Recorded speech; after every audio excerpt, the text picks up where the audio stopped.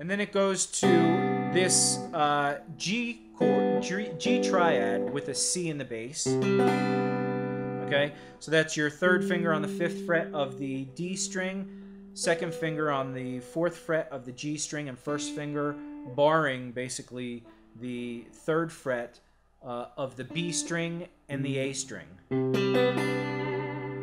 And it just plays those notes with no melody note on top after that. So that whole thing...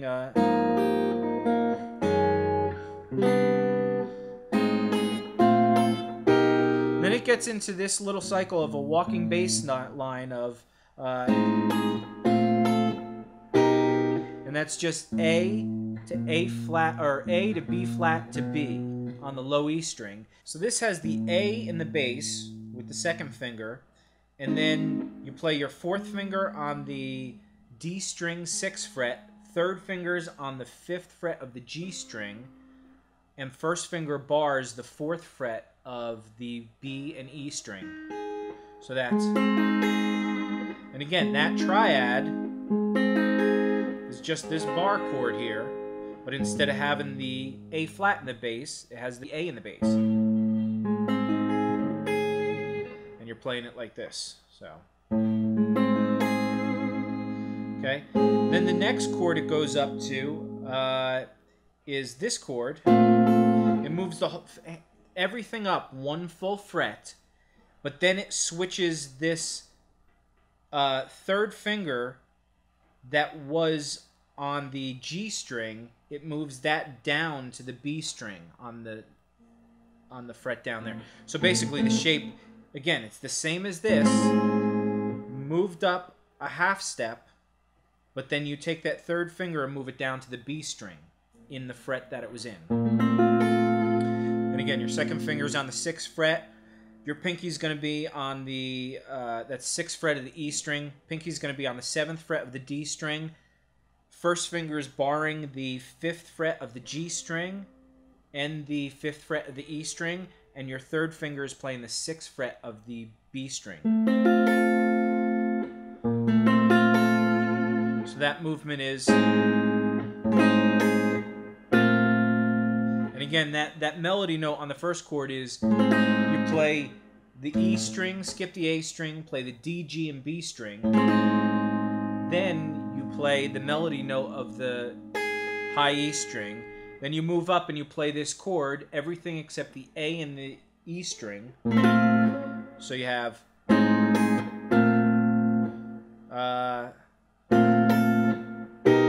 that's it. You actually do the same thing on that chord.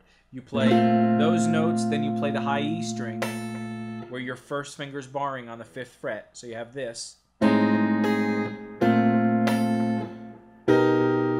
Then this chord, the melody note's all the way up here. So you have... And that chord is basically your 4th finger, your 3rd finger's on the G string on the 8th fret.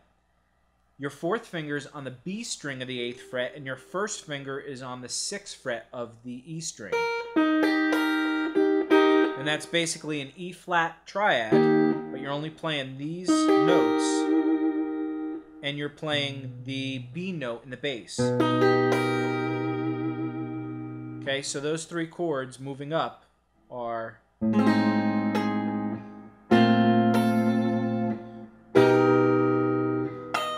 Then you play this E flat note on the E string, the 11th fret on the high E string, and then you play the same shape that you had down here, up here, with an low E note playing. And that's, again, if you're going to write that, that's an F sharp triad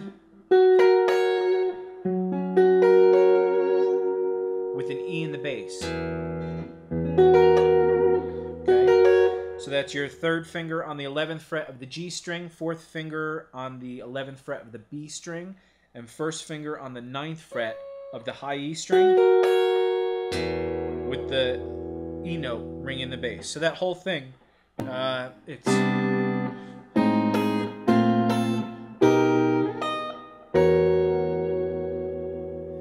And then it goes down a scale. actually an arpeggio.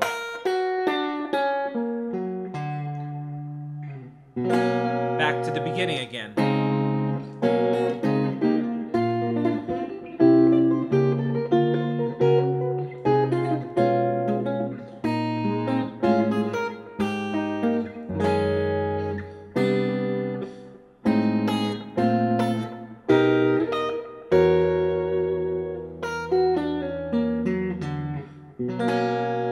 That beginning chord. Now that scale is basically your first finger on the 6th fret of the E string, then the second finger bars the 7th fret of both the B string and the G string, then you play the 6th fret of the G string. So it's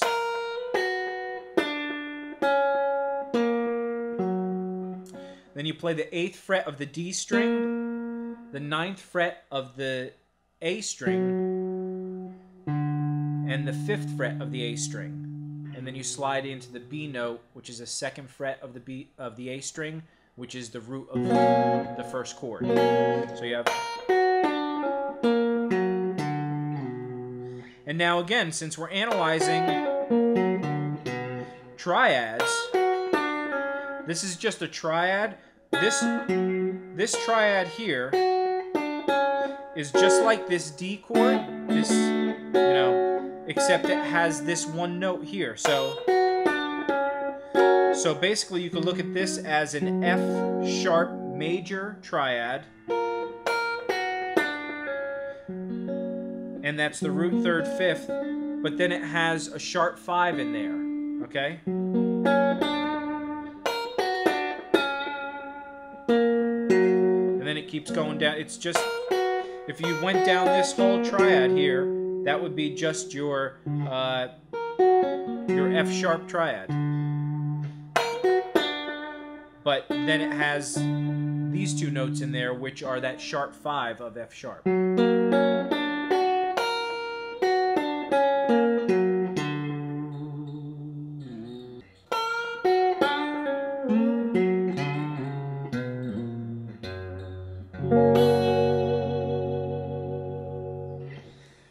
So, and again, rhythmically, this whole thing is played it's written out very, like, quarter note with an 8th note.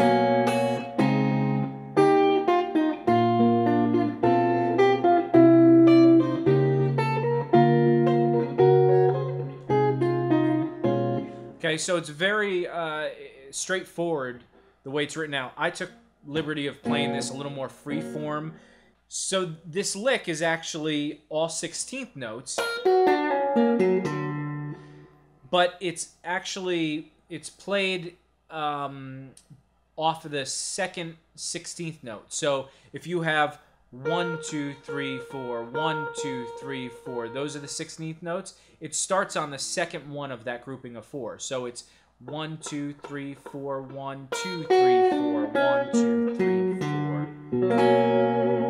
Okay, and again, it's fine to play this freeform if you want. I think it sounds pretty cool that way.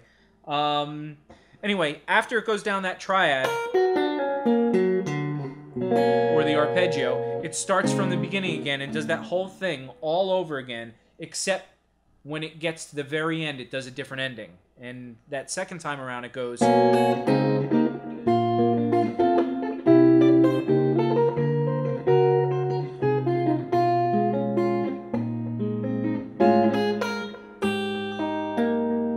Once it hits that chord, instead of going down to this chord, it goes down to this chord.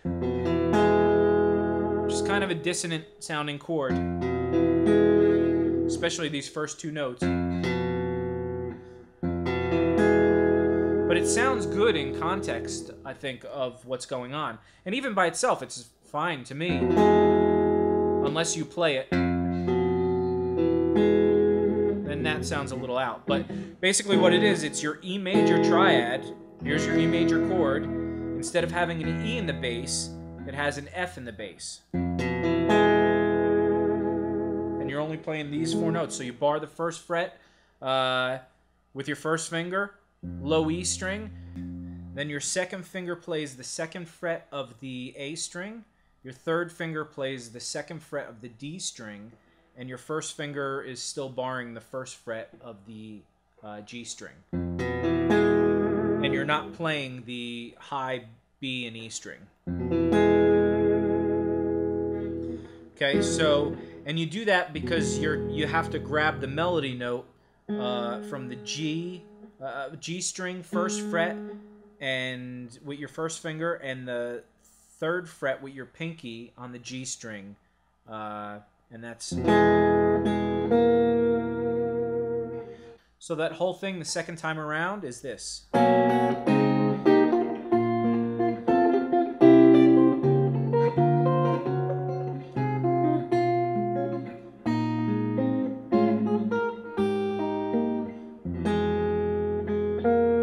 Then it goes into these chords. And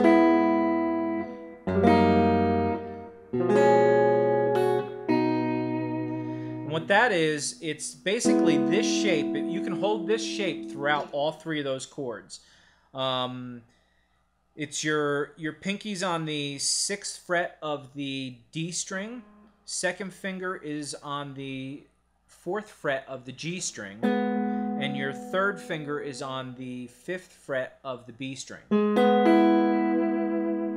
Okay? And then it moves down a half step, and then it moves down a whole step. But on this last one, you're going to have to move these fingers around just because you have to grab this B note. But it's the same here as this. Same exact thing. So here, this starts with a bass note of a B flat. So that's your first finger on the 4th fret of the E string. Then it moves down a half step, but the bass note moves down a whole step to an F sharp. Or a G flat, whichever you want to call it. So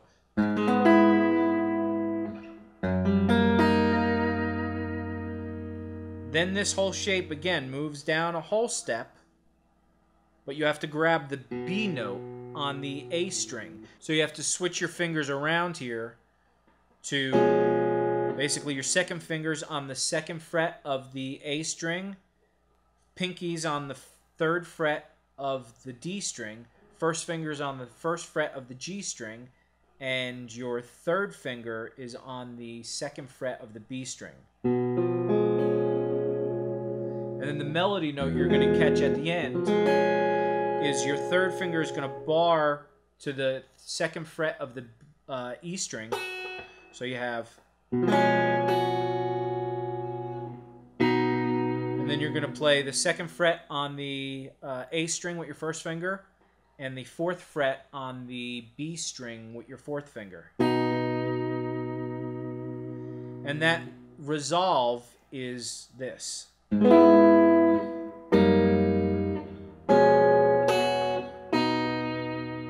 And it basically sounds like it resolves to a B major chord. Okay? So that's basically the walkthrough of all the chords and everything, and I hope you understand the concept and how to analyze these things. Now, the one thing, the two things I want to just quickly talk about are the bass movement. If you notice the bass movement from the beginning, it's... So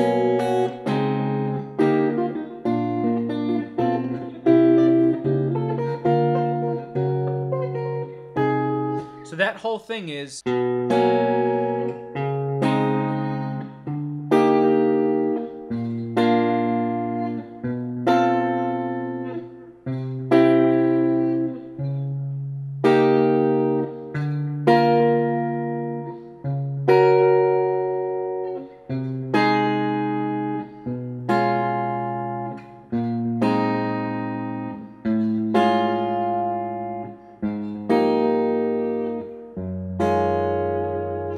So if you just take that bass out of there, essentially you have...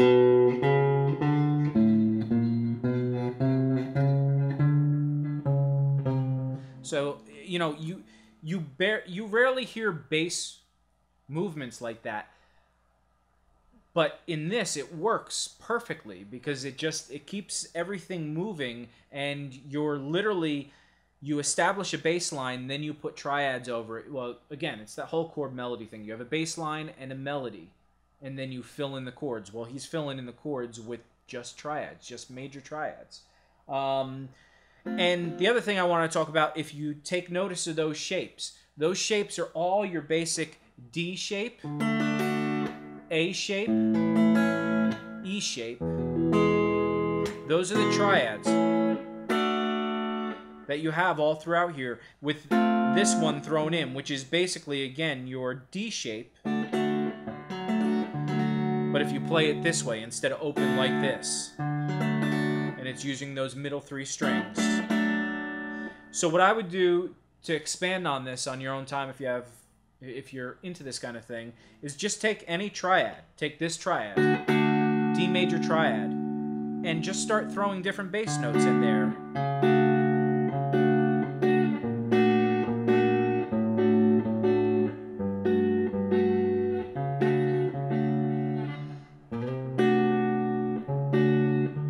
Just start analyzing what and listen to what they sound like. When you play it like that, it's hard to actually hear. But just pick any bass note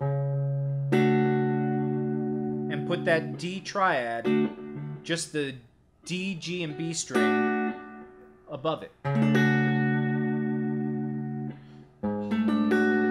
you'll get some out there things, but then you'll get some really nice things.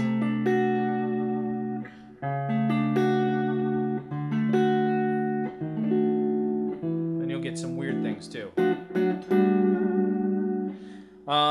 So anyway, I hope you got a lot out of that lesson. I hope you enjoyed it as much as I really. This concept, again, when I first learned this, it was something I never really thought about, because again, when I learned chords, I'd learn a chord and it was usually associated with a song, and but I never actually learned this kind of strange theory of taking something I know already, triads, and then using different bass notes and calling it a specific chord.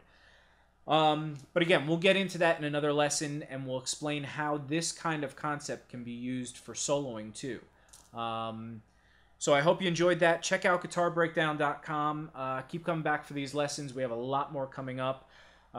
We have a couple Guthrie solos coming up. We have a whole bunch of Scott Henderson stuff that I've got editing and recording right now. We've got another Holdsworth thing, and we just got a bunch of stuff. So keep coming back, and thanks again for watching. Appreciate all your comments, and spread the word, subscribe, all that kind of stuff, and we'll see you on the next lesson. Thanks.